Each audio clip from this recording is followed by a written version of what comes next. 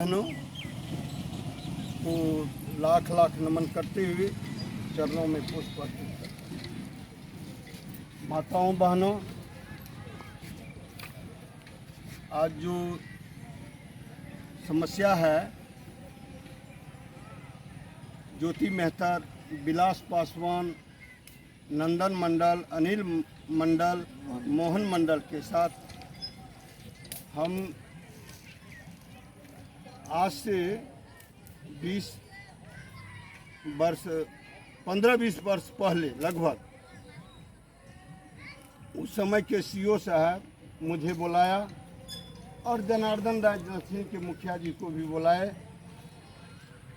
और ये प्रस्ताव रखा कि ज्योति मेहता और विलास पासवान को रहने के लिए कहीं पर जगह नहीं है, तत्काल इसको स्कूल के ही ज़मीन में रहने के लिए आशियाना दिया जाए, फिर कहीं ज़मीन खरीद लेंगे या ज़मीन इसके सरकारी ज़मीन कहीं मिलेगा तो हम लोग वहाँ से हटा करके उसको बसा लेंगे। और लंबी समय बीत गया, फिर भी इस सबको कहीं सरकारी ज़मीन या खरीद नहीं पाया। गरीब आदमी तत्काल के एचएम द्वारा इस सबको स्कूल के ज़मीन से खाली करने के लिए अतिक्रमण बाद सीओ साहब के यहाँ चलवाने के लिए थाना में भी एफआईआर करवाया है।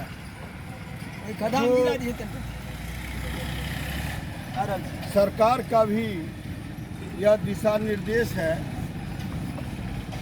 और इस तथ्य पर डीएम साहब 5-6 साल पहले बैठक किया था कि जो भी नहर पर ड्राइनेज पर गैर सरकारी या सरकारी ज़मीन में बसा हुआ है, वो सब आदमी को पहले कहीं न कहीं बसा दिया जाए, तब जाके उसको हटाया जाए। इस पर्पस से भी स्कूल और सरकार के प्रतिनिधि या सरकारी कर्मी को या एचएम साहब को यह ध्यान रखना चाहिए कि इस सबको यदि बसने के लिए कहीं जगह है तो उस सबको बसाया जाए और यहाँ से खाली कराया जाए। दूसरी बात है कि यदि कोई निर्माण कार्य शुरू होगा तो निश्चित है कि ये लोग अपने आप हट जाएगा। इसको हटाने के लिए कोई इतनी लंबी लड़ाई लड़ने का ज़रूरी नहीं है, क्योंकि हल्का फल्का आशियाना है, यह तो कभी भी हट सकता है।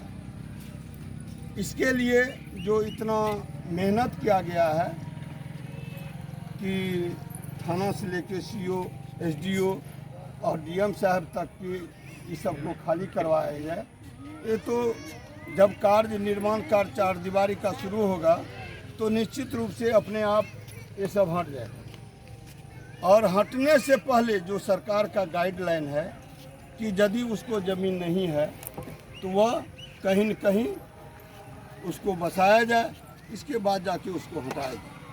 तो इस दिशा निर्देश को ध्यान में रखते हुए इस गरीब को भी ख्याल रखते हुए सभी सरकारी कर्मी और पदाधिकारी को या प्रतिनिधित्व करने वाले को यह ध्यान रखना चाहिए कि हटाने से पहले इसको आशियाना कहीं बसनी चाहिए। यदि ऐसा नहीं किया जाता है और इसको उजाड़ा जाता है तो निश्चित रूप से कहीं न कहीं इसके साथ आघात पहुंचेगा। इस आघात का जिम्मेवारी जो हो उसको भी भोगना पड़ेगा। जय हिंद, जय भारत।